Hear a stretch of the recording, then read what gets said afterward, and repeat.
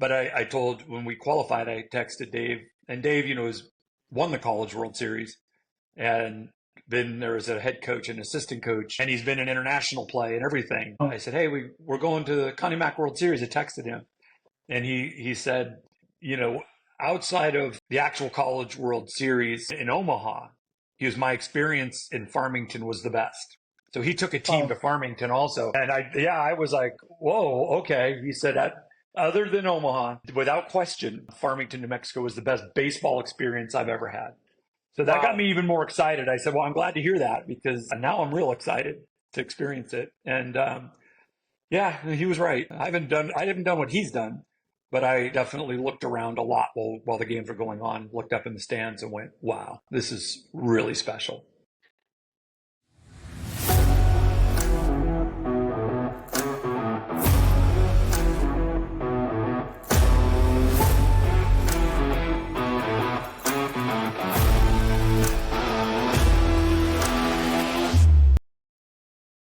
Well, welcome, folks, back to Varsity Pulse Radio. Hey, I'm your host, Travis Johnson, and today we got another special guest, our second person or coach from the World Champions of the 2024 SoCal Renegades. Welcome to the studio, Mr. Doug Euper. How you doing, buddy? I'm doing good, Travis. I'm good. How are you? Oh, God, I'm fantastic. And again, I thank you so much for taking the time to come and talk to us about your experience of the Connie Mack World Series. So before we go too far into it, tell us a little bit about yourself and how in the world did you end up on the SoCal Renegades this year? Yeah, well, I won't go back over everything, but I, played baseball and then got into coaching baseball in Southern California area. I'd heard, the name Cy Petro and the Renegades before. And basically what happened with me was I was coaching high school and a little bit of college baseball in the 90s, early 2000s. Then when my first son was born, I got out of coaching altogether, to be a dad. As it turns out, I have two left-handed sons and who love baseball or were forced to love baseball. So I coached them growing up. I coached them their little league teams and all their friends. And then my older son had finished his freshman year of high school. He was looking for somewhere to play during the summer. And I was buying uniforms from Cy and said, hey, if you need a pitcher, my son would like to get some innings in. And so that's how it started. He played that summer. I really didn't know much about the Renegades, to be honest with you. I just thought this is Cy's little team. My son loved his summer. He wasn't as old or as good as the players on the team, but it made him want to be better when he saw that. And then he came home early on and was like, Dad, there's this thing called the Connie Mack World Series. And if I'm good enough, I'll make the roster and I get to go to New Mexico and there's a parade and it's a big deal. And for him, unfortunately, he never made the World Series team, but he played every summer other than COVID. He played every summer. And then my youngest son, who just graduated high school, started to play after his junior year for a couple of weeks. And then he got an invitation to go play in the Alaskan Collegiate League. Oh, yeah. Which was too big of an opportunity to turn down. I used to live up there, so I know about that league. Oh, okay. Yeah, so he was really the only high school kid that was up there. But we had a friend Dave Serrano, who was coaching the Glacier Pilots. And the plan was Casey would just go up for a few weeks and come back home. And then he was going to play for the Renegades. But it never happened. He stayed there the whole summer. Not a bad place to be in the summer. It was incredible. It was incredible experience. Another conversation really for another time. But then when his senior season was coming to an end, Cy said if he wanted to come back out and play again. I said, sure. Then he said, he needed help. He needed a coach, asked if I would be interested. And he'd asked me in past years. I always said no because I was coaching somewhere else. This year I had nothing going on and I knew I'd be at all the games to watch my son. So I said, sure, I'll jump on board. That started the what ends up ending in Farmington. Well, and we don't need to go down that road, but so for Casey, he just kind of jumped onto the roster mid-season. Is that what you're saying, this season, or did he play through the Renegades? He was on the beginning.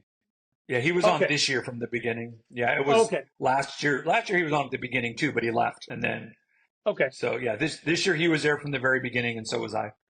Okay. Every step along the way. So Casey, I'm going through the little roster. He's a left-handed pitcher, 6'3", 170. So he's a tall drink of water.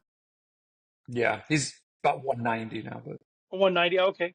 yeah, 17 years old, so still youngin', but he's going to UC Santa Barbara. That's not a bad school to go to for baseball. yeah, That's it's really that's pretty good. amazing. Yeah, absolutely. Yeah, And he how is far a away is he's. UCSB from you? It's Two about two and a hours? half hours. Okay. Yeah, about 2.5 hours. It's 120 miles. So Yeah, but in LA and all that, that's if there's traffic, it could take a long time. If I go absolutely visit him, I leave at 6 a.m. on a Saturday right. or something, and Try it's trying to pretty beat the quick. traffic before there is traffic. Yeah. Yeah. So, okay, so this is your first year out to Farmington, New Mexico. You mentioned the parade earlier. So tell me hmm about that. Tell me about what your thought was like, oh my gosh, we're going to a baseball tournament, and then there's this parade downtown Farmington. Tell me about your thoughts and what your son thought about that. Oh, we were excited. But for me, I wouldn't have been there if not for my son. And then I pulled a couple of kids that had played for me growing up along also. So I just was like, I'm so happy for them. This is such a neat thing. I look at it through the eyes of if I was their age, this would just be the greatest thing in the world.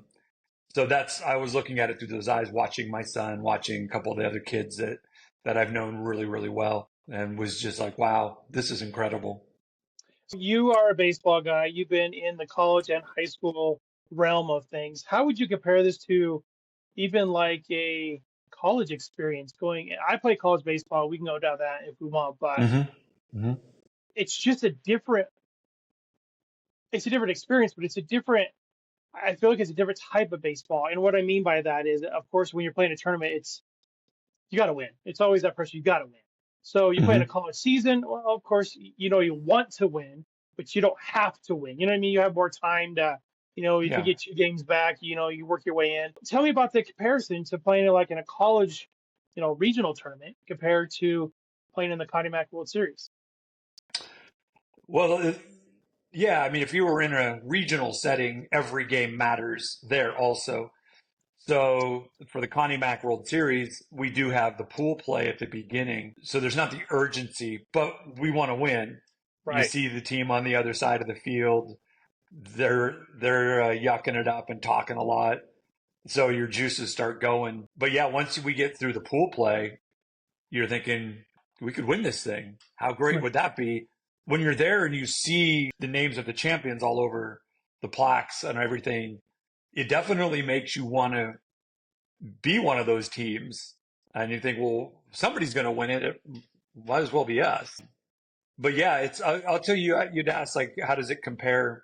I was telling you that we're very good friends with Dave Serrano, and it goes back to Little League, to T-ball, where our boys played together. We got back in touch again after a while, and he really helped my son Casey a great deal, got him to Alaska, mentored him. But I told, when we qualified, I texted Dave, and Dave, has won the College World Series and been there as a head coach and assistant coach, and he's been in international play and everything. I said, hey, we're going to the Connie Mack World Series. I texted him, and he said, you know, outside of the actual College World Series in Omaha, my experience in Farmington was the best.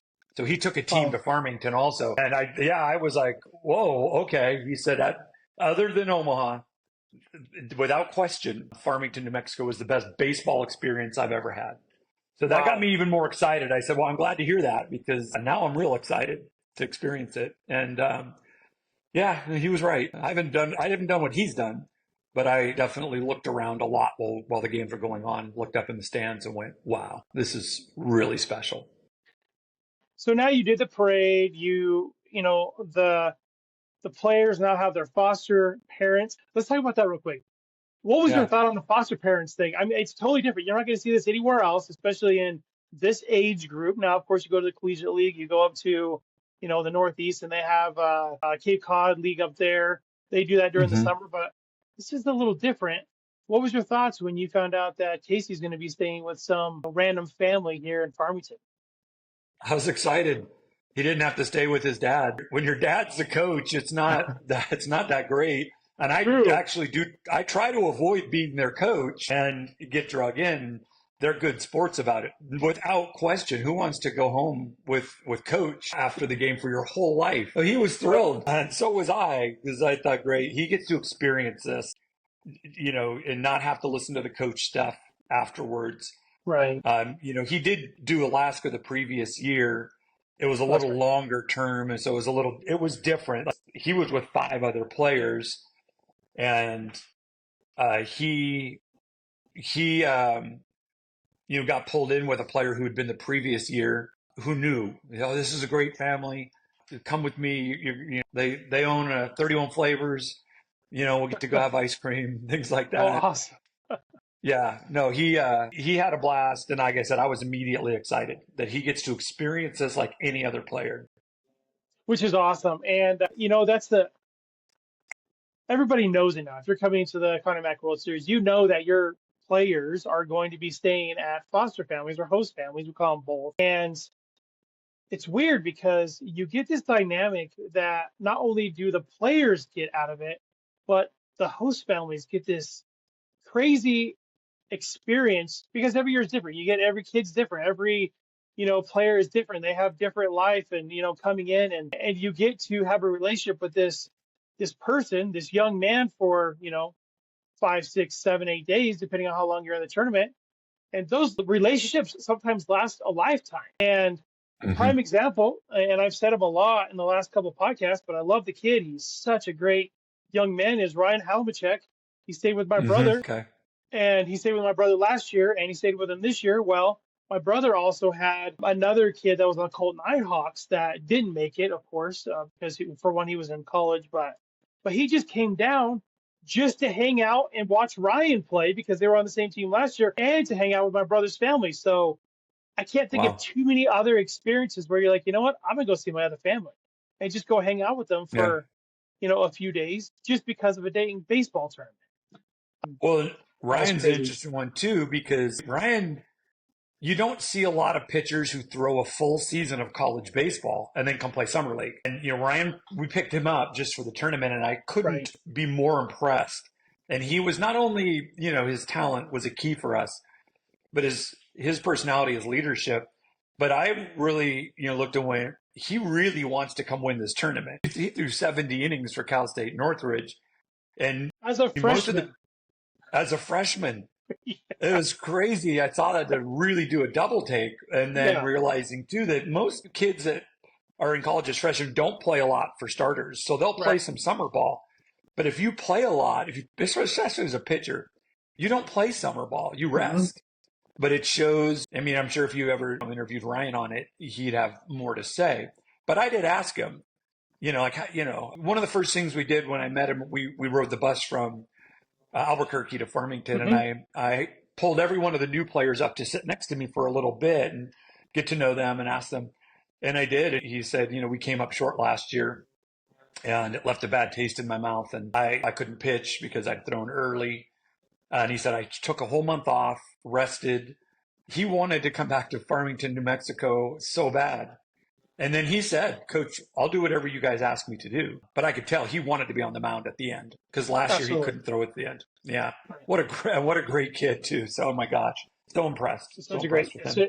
Shutterfree captured all the pictures action at the Connie Mack World Series. From weddings to adventures, get your perfect photo package today. Visit shutterfreak.com for stunning moments. And so I said the last podcast to him, and he said, I complimented him. He's just a great young man. And I Yeah. said, dude, we talked about you a lot because you impressed way more than just your coaches.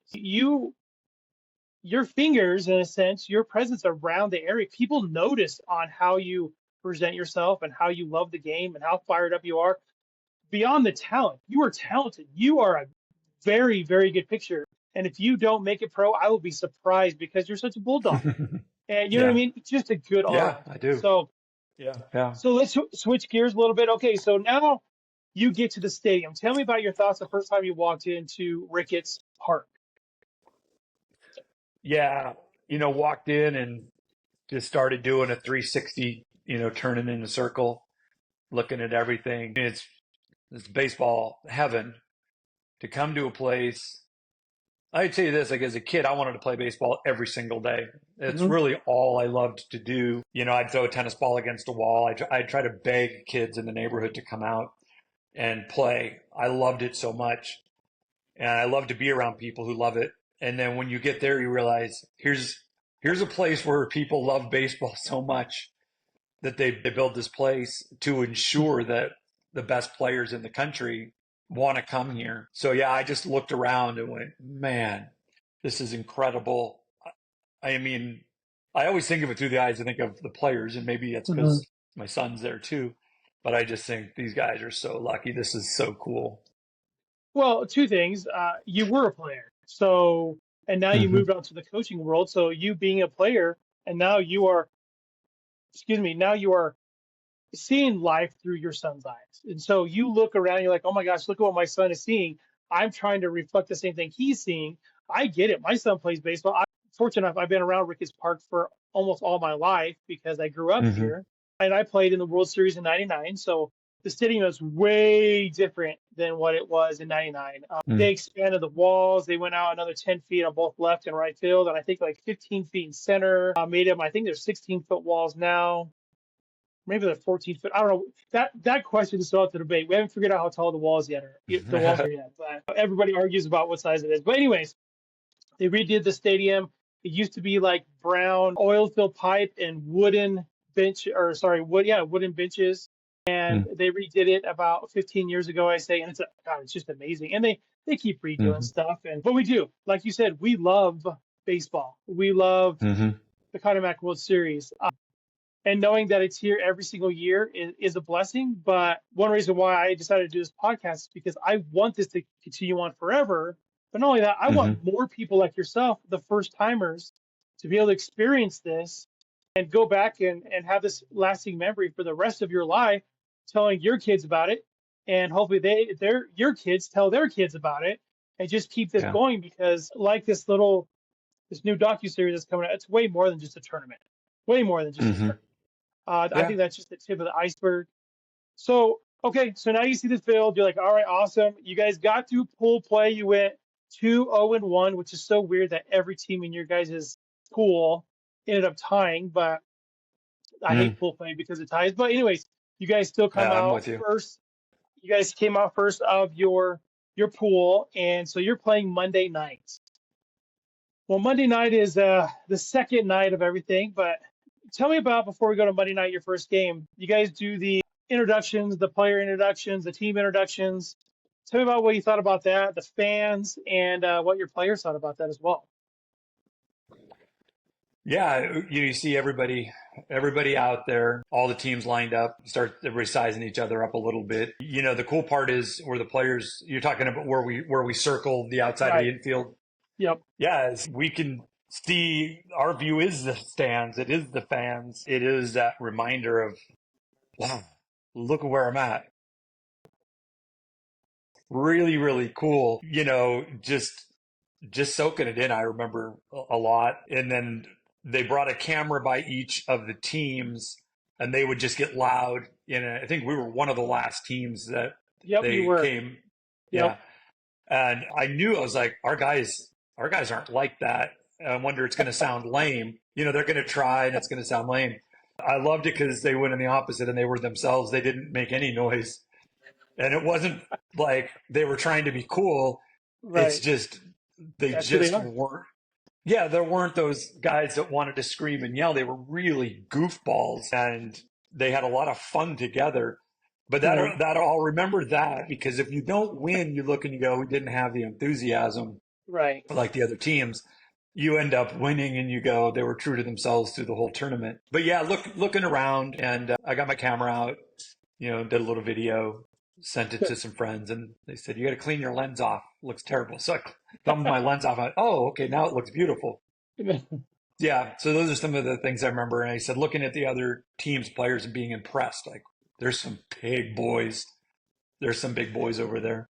Yeah. That Texas 12 team, man, they had some big Yeah, and boys. we So played okay, them twice. Yeah, we played those guys yeah, you twice sure too. did. So, You sure yeah. did. Yeah, those guys were Texas 12, and then North Texas Longhorns. They were freaking a big team too. There was a lot of big Yeah. players this year, and but every year you always get this this group that's just, oh my gosh, they're, farm fed, and these guys Hmm. are some big boys. They want to play some baseball. You go through pool play. Now we're going into the first game, which you guys did play the Cajuns. So I talked to Tim a little bit about this.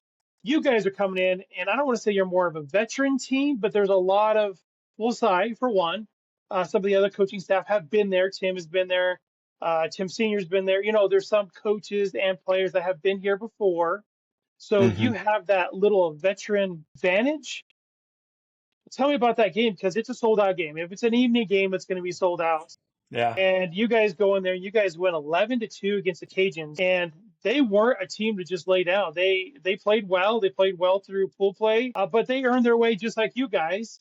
So tell me a little Hmm. bit about that game and how you guys came out on top in front of that first big crowd. I went to go coach third, saw their pitcher, and went, "This guy's good. Mm-hmm. This guy's good. Guy's got a big arm." And I thought, this could be trouble. But the thing, I think the one thing we had was pitching. That was the key. Having not been here, I know the Renegades had come and lost like 11 straight years or something like that, automatic bids, and they didn't win. So there's got to be Mm-hmm. something that's an outlier that's different. I can't, because I wasn't at those, but I could just hear Right. things.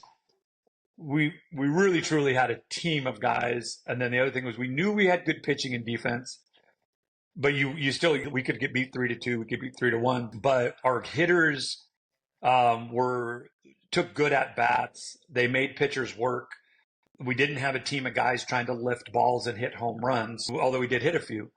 Mm-hmm. We had some fast guys who, once we got guys on base, it was tough. So that's what I remember. I remember seeing their starter and going, "Oh, okay, this guy's really got a big arm." But once we put up, like 4 or 5 runs, I thought, okay, I don't think they can come back. We did lose a lead earlier in the game. We tied. So there was that little reminder, but that was at that tiny little field. I think. It Oh yeah, you're wasn't right. Yep. Ricketts. Yeah. Yeah, it There was was a that couple whirly. balls. Yeah. Yeah. A couple balls that were hit about, 290, 300 feet that helped them tie the game. So you knew Right. that once we put up some runs, but you're still nervous. You're always thinking, I think we opened it up late. I don't think we jumped up by a lot early in the game. So, Yeah, I you don't know, know. I know that you guys ended up winning in 5, and I think if I remember right, hmm you guys scored a big portion of your runs at the top of the fourth, if I remember right. I hmm don't have the breakdown of innings in front of me, but okay. So you get your first win under your belt. Now you guys set yourself up, and it's interesting about this tournament. Okay, if you're a 1 or 2 hmm seed, you're going to play the night games, unless you're playing against the host team. Then the host team, of course, gets the nightcap. So the next night, you guys play on Tuesday night against DBAT United. You guys rule those guys. In my opinion, when you won this game and you rule DBAT, they're here every year. They're an auto bid. They know how to play baseball. They have a huge hmm organization. I knew at that moment that you guys had a legit baseball team and you could compete with basically anybody in the series. Tell me a little bit about that game. I think that was the first game that Ryan pitched, if I remember right. Ryan Halamachek.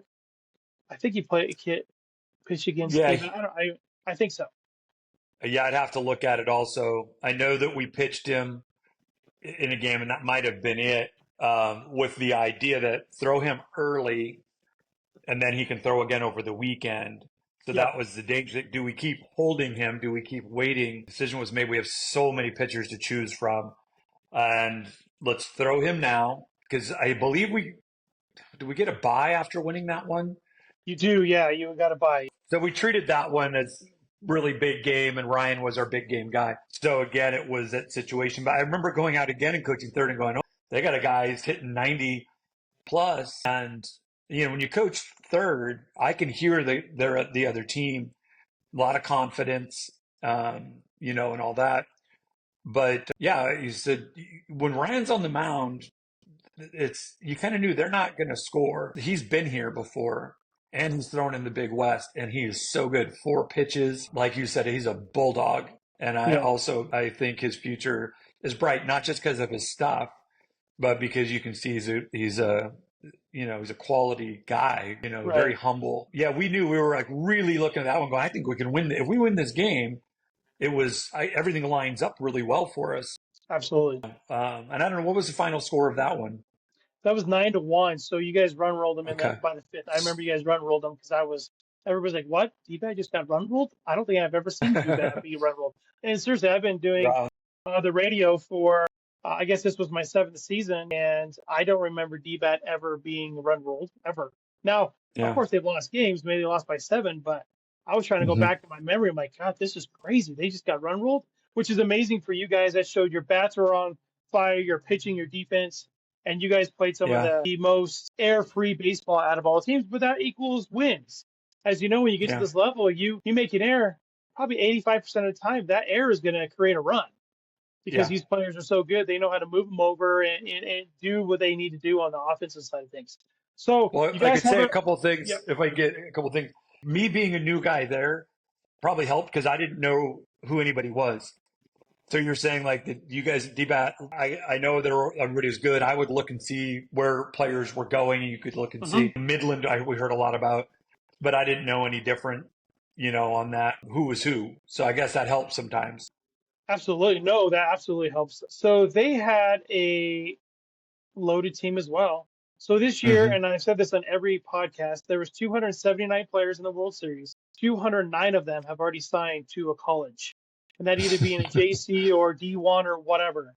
So they Yeah. have a lot. They have all but one player that was committed.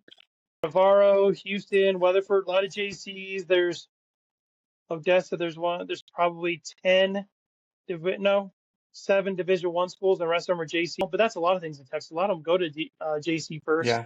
because you have Hmm. 7,000 JC schools in Texas. So why not? Yeah. So, Yeah. anyways, The competition's good. don't absolutely don't take that anyway. If you're going to college in baseball, you're a legit baseball player. Sure, you're one. I mean, 100%. literally, you're one of the top players in the country if you're playing college baseball. Now, you may be Yep. the top 1,000 or top 2,000, but you made it to that Hmm. next level. So that's another reason why I feel like the Connie Mack World Series is a legit, prestigious tournament, is because you are playing college players. And if they're not in college yet, they're good enough to go play college probably the following year. And it Hmm. kind of gives you that precursor of what these kids are going to be playing and moving up to after they leave this tournament. So talking to Tim, you guys take your bye day on Wednesday, and you guys as a team go do something together. Hmm. That's right. Talk to me about your perspective on, you picked up these new players. You don't really know much about them. We've mentioned Ryan, but outside of Ryan, I think you guys picked up 5 or 6 total players, and That might be right. Yeah. I think so. I think you guys got three or four from Colt Nighthawks, and you got one from Two the from Zenger. Prospects. Yep, We had 2 two from players from Zinger. Zenger, That's right. and I think 4 from the Nighthawks. I don't remember any Something other like that. players outside. Either way, so you got these Yeah. new players. We'll just say a half a dozen new players. You don't Hmm. know them. How important is it as a team to have that bye day to kind of get yourself together and kind of learn about each other in the sense outside of baseball? Yeah. Well, we had an earlier day too where they went whitewater rafting, and every single person went. It was a Sunday, except for Halamachak and Santavenias, but they Yep. went to the church service at the field, which shows, quality of those guys. They got up and they have their priorities in life. Mm-hmm. But so everybody went to the whitewater rafting and they got to bond. And then we did those panic rooms on the Oh, the Wednesday that you're escape talking about. room. The Yep. escape room. Yeah. Yep. And I know my team didn't win, but I remembered being thankful we had the kid that's going to Johns Hopkins, one of my favorite kids. Michael Youssef. Yeah, we had Michael, and I'm like, great. I'm terrible at these things. I'm going to stand around and watch Michael Right. and do this thing. And I think we had Wyatt Madison with us too. Yeah, but it's fun. We got into small groups. I don't know if he purposely mixed the players up. Tim did all that, He did. Yeah, we talked but about that. He did. Yeah. yeah, I'd figured that. So it was good. One of the keys was the core of our team started and stayed together. There were times where Cy would talk about we can grab this player, and it was somebody who name he knew, he was impressed with or something. And I think one of the keys was constantly talking to him, going, we really don't want to get rid of the core because we played in Palm Springs together, and that's where most of our guys met. Colorado was brutal. I mean, it was brutal. It was grueling, and it Right. wasn't fun. It was work. I mean, we didn't end up winning. There was problems at times, and you're thinking, well, there goes our shot. We're not going to make it. But what you did is we bonded like crazy. And again, I was like, there's nobody we can add that's going to be more valuable than the group. And these guys have a personality. Slater Nunez, for whatever reason, is our leader. I would kept scratching my head. Love Slater. We were like, Slater's the leader. All right, I guess he's the leader. All right. But we had a unit, and then it was to me saying, just add some pitching, really. And it really seemed to work. And the guys we added were great guys. Like you said, Ryan and the others, if you could have added talented guys, and if they were selfish guys, they could still help you. Maybe you still win. But these were such great kids who really loved and were there for the experience. And we were bonded quickly together, very quickly. This was a team, and a team is always going to me, be much harder to beat than talented individuals. Absolutely. Because as teams found, they couldn't score runs on us. And, all of our pitchers were so unselfish. Everybody, and many guys only pitched one time. I should say many. Some of our guys, and even my own son, only pitched twice. And his biggest contribution was to get 2 outs at the end of one of the games. And that was it. And Nick Santavenas was the Orange County Pitcher of the Year. He pitched one game. And he never complained. And it was huge. That one game was gigantic. And nobody, it was a really great environment. So yeah, having those days off just made it even more memorable for them. I mean, my son still texts and talks with the guys on the team. He can actually come back again because of his age. Hey, Varsity Pulse fam, loving the podcast. Let's keep the momentum going. Drop a comment and share your thoughts. We want to hear from you. Hit that like button if you're enjoying the show. And don't forget to share this episode with your friends. Spread the word. Follow us so you never miss an update. You make this possible. Let's grow this community together. This is Varsity Pulse Radio, where we talk baseball and talk Connie Mack World Series all year long. I saw that. Yeah, he's a youngin. Yeah, we got about 5 guys that could, Awesome. come back, I think. Yeah. Right. So, okay. So you now build your team. And you're right. I feel like you put 9 players that are stellar athletes, all-star team. This is what I look like. Look at the MLB all-star team. You put these 25 stellar athletes, one of the best in their league. Doesn't make them a team. Just makes them that there's 25 individuals all trying to show for themselves. But change that. You do those same 25 people and create a team out of them. Gosh, those guys are unstoppable. Win, lose, or draw. They may lose the game, but dude, they're going to go to war for not only their brother next to them, but they're also their coaching staff. They're now all brothers in arms, and it is such great to see in a short time frame that you guys were able to create a good, healthy, challenging team and make it through this World Series. And I could see it. I mean, I was in the dugout several times just listening to the guys conversate between each other, listening to how they receive the pitcher, or they just, maybe they just struck out and come back and they tell all their teammates, hey, this guy's throwing this, and that. That's a maturity thing and a teammate thing. And they want the team to succeed, not only themselves. So fantastic. I love hearing that stuff, Doug. I love it so much. I'm always a team guy anyways. I love the team stuff. Let's move to Championship Saturday. You guys are now, of course, you're undefeated. You're going into playing the Midland Redskins. They have been in this situation many times. And you look at it as, all right, as a perspective of you coming in the first time coach, how did you see the Midland Redskins as a team or as a whole? Did you know anything about it before coming to the World Series? No, I'd never heard of them. I hadn't heard really of any of the teams. But once you get there, you hear, Midland's perennial, won a lot of championships. You can look down their roster and go, I did look and note they're from everywhere. So I did make that thought of, they may not be familiar, with each other like our guys were by that time.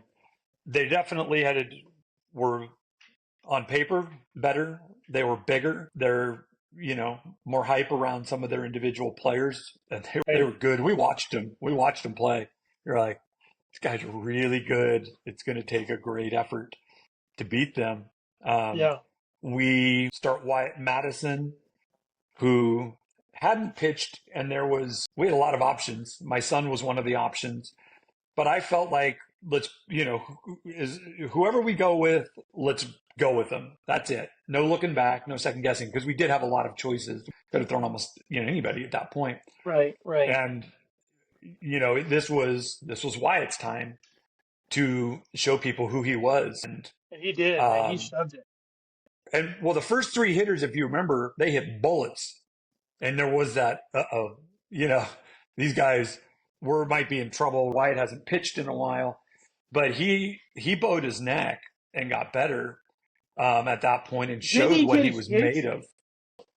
And I'm Anyways, not sure. I just remember, you're right. I was doing the game on the radio that night, and we're like, oh my gosh, this is going to be a quick game. 3 hard hits, Mhm. but they didn't allow any runs. And we're like, how in the world Yeah. did the Redskins that score right there? You guys have 3 hard hits, and anyways, I don't think they scored the first inning, if I remember We right. threw a guy out on the bases. They made a big That's mistake. right. Yep, that's right. Yeah, and that bailed us out and gave Wyatt enough time to compose himself. And again, you talk about what a Man. great kid, what Right. a great person he is, and such a great kid. And then I couldn't believe he was way better on the mound than I thought he was, and I saw him, for most of the summer. He pitched his Right. best game in the third base coaching box. They were talking a lot of trash. I almost turned around, directing it at our players, and there was no doubt in their mind they were going to beat us. And so, like I said, yeah, that makes it even sweeter, of course, Right. when by the end of the game, there wasn't a whole lot they could be saying. So you guys unlocked a code, I feel like, against at least this year's Midland Redskins. They were terrible on off-speed stuff. Terrible. If you could Yeah. throw a guy that could throw I don't know, above average curveball, or maybe even average curveball, those guys had a hard time. Now, fastball hitting team all day long, man. They are a great fastball hitting team. We even took notes in the booth, like, dude, just throw these guys curveballs. They suck at curveballs. And you guys found that out. And I think I think the Wyatt on the breakdown, and they started with lefties too. I mean, just both, because I think both teams they played against the other lefties, they didn't do very well. So, anyways, you guys figured out that, hey, let's throw some nasty curveballs in there and see what happens. And they had a hard time. Now, the first inning, there was a lot of fastballs thrown too. White got himself out of the jam, and he played a stellar of a game. Again, he pitched, I think, 4 or 5 innings. I think he pitched 5 innings. Well, you don't have to get into your bullpen. Now you're going to use one player again, Yeah. I think he went further than that, but it was something like that. I can't remember. He just got better as it went on. Yeah. I think I went out to the mound at one point thinking about pulling him, but he assured me, no, coach, I got this. I can do this. And I like when a pitcher says that. If some coaches, if they go to the mound, you're out no matter what. Right. For me, if I hear him and the defense looking at me going, coach, he's got this, let him stay in, then let's go. And he got through, whatever the jam was at that time. But that was like this huge game, as you said. We knew, and you had it right too. We were going to start Wyatt or Casey because we also had seen like the lefty is probably the best matchup for those guys, and it was. But yeah, that was such a huge game, and we held on. In fact, you know what? I think my son did finish that game. I think that was the one where he got the last 2 outs, and I said that was all he really did to contribute, but it was a big contribution.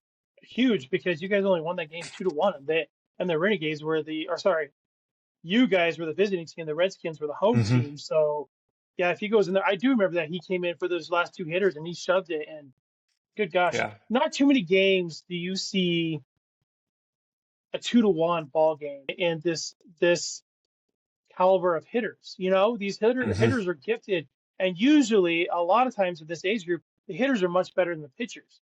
Well, in your guys' games, you gave up 2 runs in the first game, 1 run in the second game, 1 run in the third game. two Mm-hmm. runs in the fourth game, and no runs in the championship game. So you guys, three, four, you gave up 6 runs in the entire bracket play against some of the Yeah. best teams in the country. That's Yeah. impressive. You gave up as many runs as you scored on the championship game. So it would have been, if you added up all the It's runs, you guys crazy. would have been tied in the championship game. That's impressive. I mean, absolutely impressive. You guys win the championship. You guys, first time in 12 years that you guys, the Renegades have won the World Series, which is a testament to yourself because you guys have been out here every single year since then. It Mm-hmm. just shows the consistency of an organization. Sure, you're not winning the World Series. However, you're making it every year into the World Yeah. Series. There were a few years that they had an auto bid. Now they do not. You guys, of course, have to win either the West Regional or the Mountain, the Rocky Mountain or whichever one that you guys decide to go to.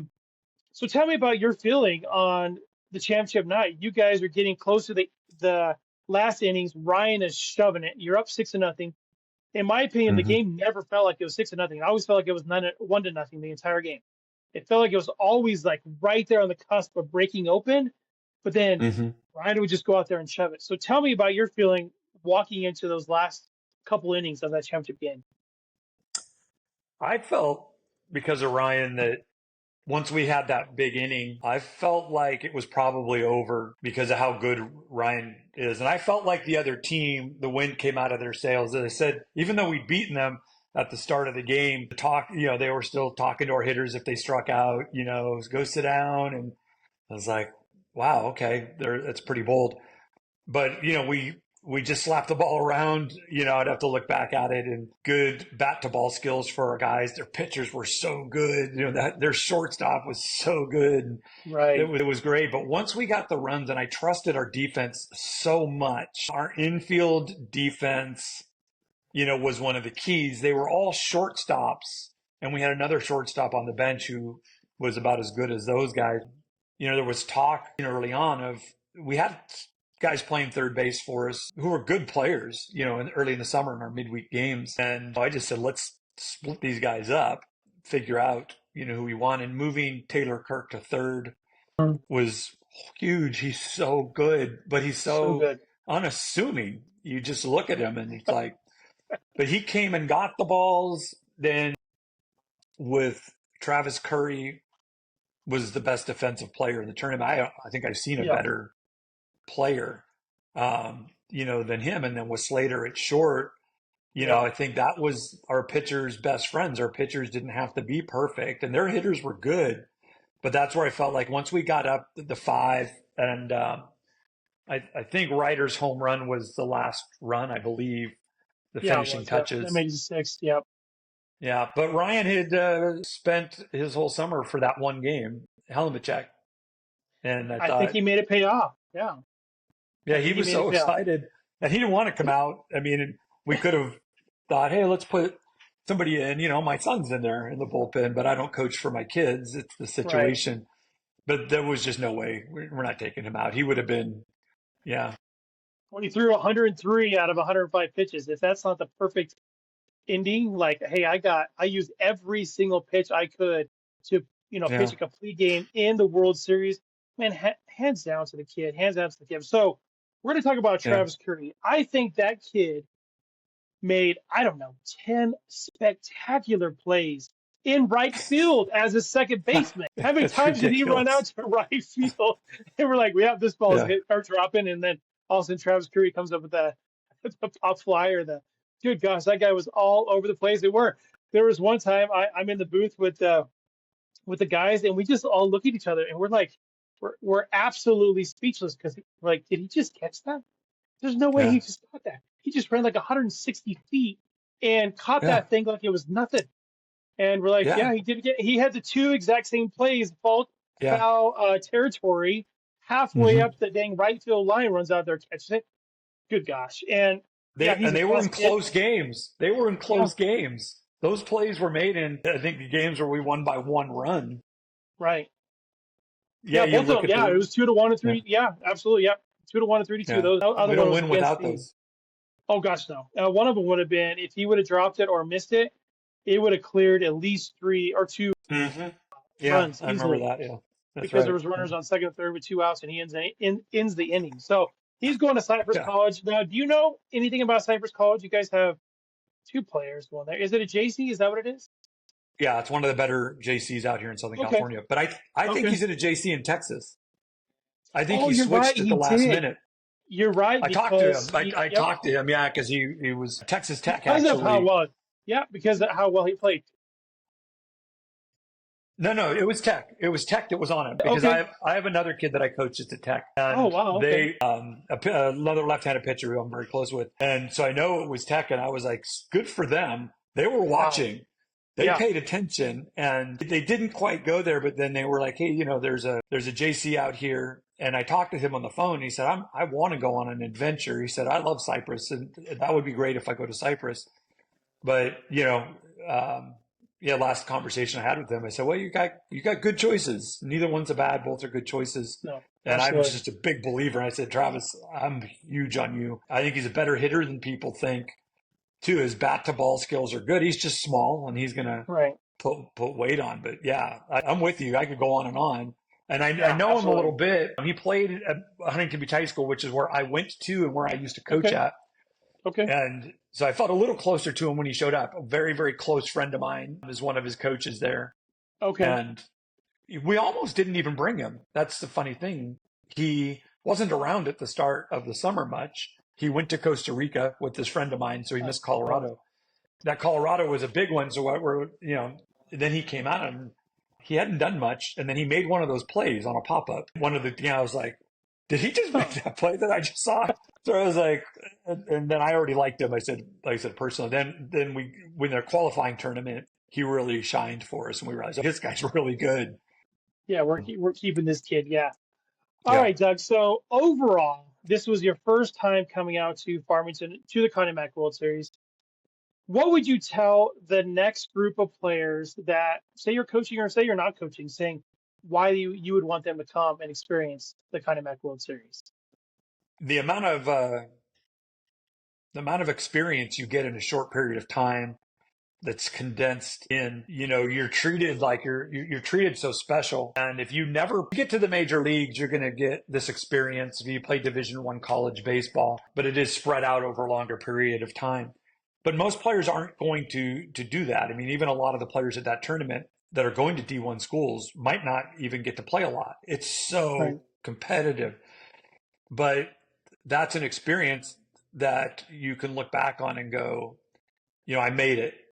I was signing autographs. The players signed, even the coaches were signing autographs with the players, signing a bunch of autographs. A kid after the championship game brought me a bat that our players had signed. And I said, man, you got a lot of good signatures on here. You maybe got some future major leaguers. And I said, I'm not one of them, but I'll sign your bat for you. But it's just neat. I've taken pictures and videos of my son and another kid who played high school ball for me, whose parents weren't there. I was videoing it, taking pictures, going, "Hey, there's son Carter signing autographs." Like I said, you get the parade, and who gets a parade in their life? Who gets a Right. parade? Just for that. Just for them, for people who know that, hey, this is great baseball, and some of these kids are going to make it. You get a chance to play. If you get to play once at night in front of the crowds, 5,000 to 7,000 people, if you just get one. And sometimes it was stressful and you're thinking about the wins and losses and some stuff didn't go really well behind the scenes, but I would just look around and go, wow, this is We're here. incredible.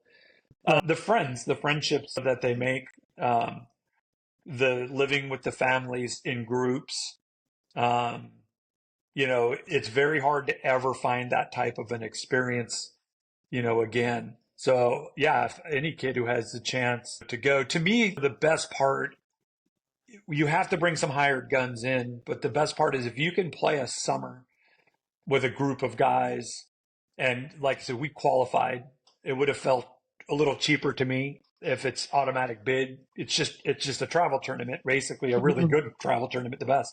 Right. But the getting to bond all summer and having it end at a place like that. You hear major league players say that was one of the most memorable experiences. Like I said, I talked to Dave Serrano, who's that was one of the best experiences. And now having done it, yeah, I see why, what they're saying. I mean, have Mark DeRosa talking, Mm-hmm. giving his speech that was recorded. And this is Mark DeRosa. I see him on TV all the time, and he's Right. talking about the exact things our kids went through. And he's reinforcing that stuff. Matt, these are still my friends. We still talk about those games. Our kids are going to talk about these games. They're going to see each other on the field in college. There's going to be hugs and smiles. I told, a lot of our guys, Ryan and some of the others, I said, I'm going to come up, when Santa Barbara plays you guys and give you a little high Right. five. And there's going to be those familiar looks of, thank goodness, even if you don't win it, the experience is incredible. Winning it, it's just Just a special. different level. Yeah, absolutely. Yeah. So you mentioned about Mark DeRosa. So that's my pipe dream. I want to interview him, and of course, Mm. future. And who knows? I mean, ultimately, it's not about who I interview. It's about the experience that you, as an individual person, I'm fortunate if I get to live it on the outside every single year. Well, Mhm. now, since I started this podcast, I get to live it through your guys' eyes every single week, and which is phenomenal because it reinforces to me, like you said, is how special it is. If Mark DeRosa, that played, I don't know, 2,000 games in the major leagues, can still remember a particular Mhm. baseball game when he's 17 years old, something special about it. He had a professional career for 12 years. So he played Yeah. in some really good teams with the Braves and Cubs. And I mean, it's just amazing on how at 17 he remembers this. And now he's, 45 years old or whatever his age is. And he still remembers like it's yesterday. So Mhm. that's what my goal is in this podcast, is to try to convene that and try to express that passion and experience to all the people that haven't been here, Yeah. but also to kind of live it through your guys' eyes. You see it differently than I do. I see it on, this 5,000-foot ceiling that now I'm looking down and seeing how you guys see it. It's just so cool. And I love being a part of it. Mhm. So, in saying that, we're into our last little segment. It's called Varsity or JV. I don't know if you've seen any of the other ones that we've done. So, basically, what it is, if it's varsity, you agree with. If it's Mhm. JV, you disagree with. Okay? Excuse me. All right. Varsity or JV. Winning the World Series is the only thing that truly defines a successful season for a team. JV. Okay? Explain. I mean, winning is the ultimate goal. Most of the years you don't do it. The greatest thing for me coaching is developing people, the bonds. The biggest thing I always tell the players before we start, I told this team too, so don't, if you make your goal to hit a certain batting average, to hit a certain amount of home runs, to have an ERA, it's going to be a struggle. If, you're going to feel like you're fighting something that you don't have enough control over. I always tell them, make your number one goal. By the end of the summer, I want to be respected by my teammates and my coaches as a man, as a person. And if you set that goal, you can achieve that goal. And the thing Mm-hmm. is you're going to find that it makes playing a lot easier when you feel like my teammates respect me. I respect them. So no, winning doesn't change that. I mean, I loved winning, but Right, just how right. you framed it, no, I would say that you've got to set the goals for a successful season. It can't be winning in the end because almost everybody's going to go home and go, oh, I must have failed, but that's not the case. And there's only one winner in any tournament. There's only going to be one winner. There's only going to be one World Series winner this year in Major League Baseball. So that means Mm-hmm. the other teams didn't have a successful year. Well, Chicago White Sox, they didn't have a successful year, but for the Yeah. most part, they had, a growing year or successful in certain ways. All right, second one, Mm-hmm. varsity or JV, wearing baseball pants up to the knees or pulled all the way down to the top of shoes. So which one do you think is better? Baseball to the top of the knees or to the knees, or all the way down to your shoes?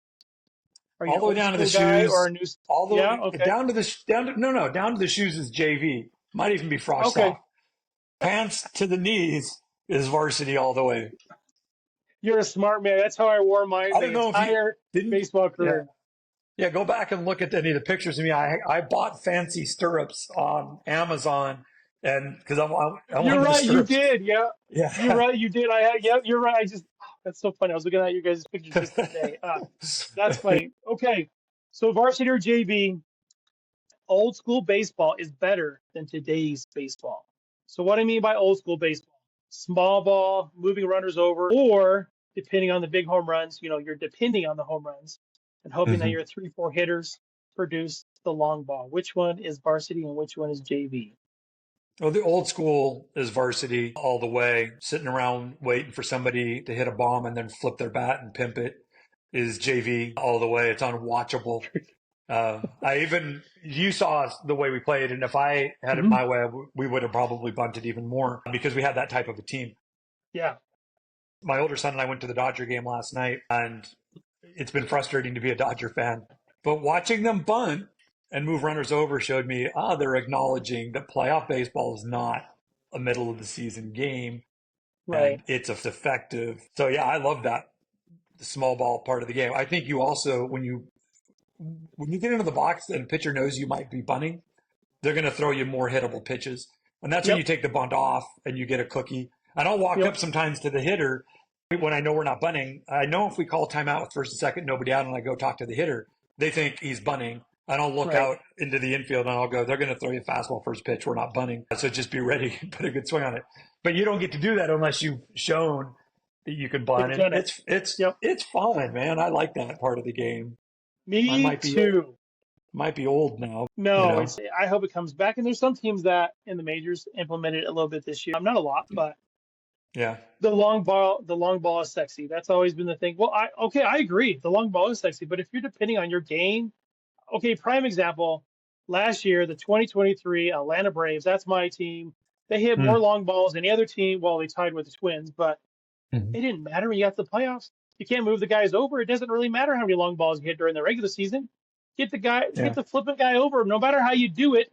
But rolling your hands on an outside pitch because you're trying to pull it down to left field line and hit a ball 360 feet. That's not the way you do it. I don't know. I'm Well, old school.